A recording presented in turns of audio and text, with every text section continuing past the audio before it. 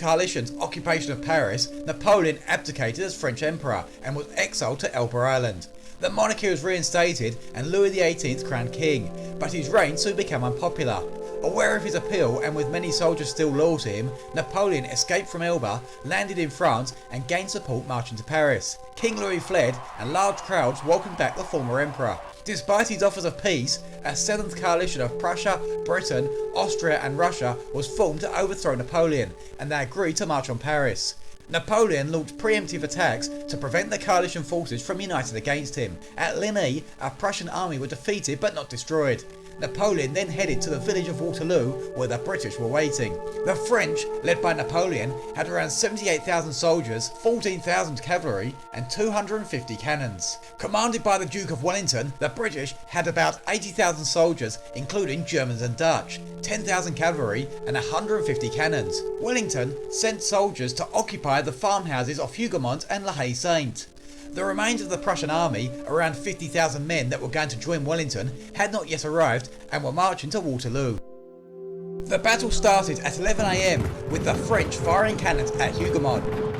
30 minutes later, French units advanced towards the farmhouse, but they came under attack from Wellington's German soldiers hiding in trees in front of the building. More French were needed to clear the woods, but the British still held the house and were shooting from behind garden walls. Wellington ordered artillery to support the position, but instead of targeting the infantry, British guns fired at the French cannons. In their attempt to surround Hougoumont, a group of French soldiers forced open the northern gate, gaining access to the complex. A fierce battle ensued before the British were finally able to close the gate. The French that had gained entry were all killed. The cannon fire that started at Hougoumont spread across the battlefield. About 1 PM, Napoleon ordered his Grand Battery to launch a concentrated attack against the Allied centre, but as most Allied men were behind a high ridge, this failed to cause significant loss. Around this time, the Prussians started appearing in the distance. Napoleon believed he could beat Wellington before they arrived, but as a precaution sent a cavalry unit to cover his right flank. After 30 minutes of intense artillery fire, Napoleon ordered his infantry to attack the Allied right and centre. Around 18,000 men in 3 columns began marching towards Wellington's line. The large formation was an easy target for British cannons and inflicted losses on the advancing soldiers. A unit of French began attacking the recently reinforced La Haye-Sainte farm. The rest continued advancing, and as they approached the ridge, Allied soldiers at the front fled, but the rest of Wellington's men were waiting behind, and as the French came over the high ground, the British fired, and then charged with bayonets. The French suffered severe losses, but still outnumbered their opponents. Suddenly, British heavy cavalry appeared. Hit by over 2,000 horses, the French formation collapsed and they began to retreat. The cavalry cut through the fleeing soldiers and quickly killed large numbers. Enthused with their success, they continued up to the French cannons, slaughtering the gunners. But out of position and unprotected, the cavalry were open to attack. Napoleon's infantry began shooting at them, and French lancers raced out to join the attack. Many British horsemen were killed, and the rest were only saved when a light cavalry unit came to their rescue. With the Prussians approaching, Napoleon sent more men and cavalry to stop them. He also ordered further attempts to gain possession of both Hougoumont and La Haye-Sainte, although these efforts were unsuccessful. Needing victory before the Prussians arrived, the French commander Marshal Ney decided a cavalry charge might break the Allied line. French artillery resumed firing as 5,000 horsemen lined up. In response, Wellington arranged his soldiers into defensive squares, with his own horses placed behind. At 4 PM, the cavalry charged.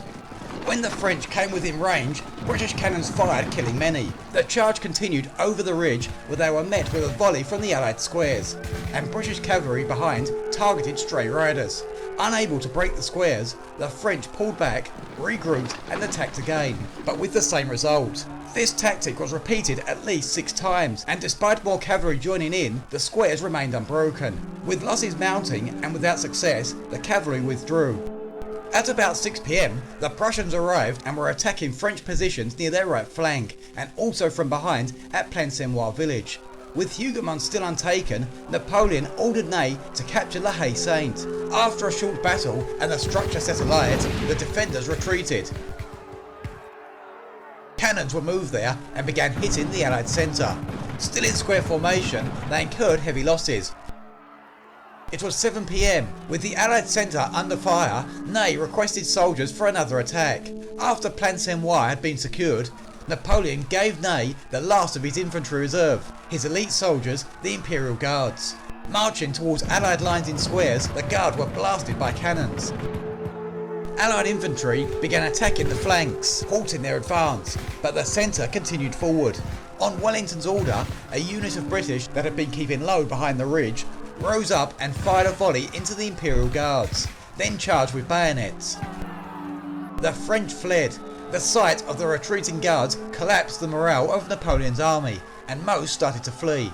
Seeing the French in disarray, Wellington ordered his men to advance and they began attacking the remaining French soldiers. Napoleon and the majority of his army fled the battlefield. At the end of the battle, the British and Prussians had combined losses of around 23,000 men. The French lost 25,000, with many more taken prisoner. This was a victory for the British. Waterloo was Napoleon's final defeat. Captured by the British shortly after, he was permanently exiled to the island of St Helena. The British Empire gained new territories and Wellington would go on to become British Prime Minister. Europe remained at peace for another 40 years until the Crimean War.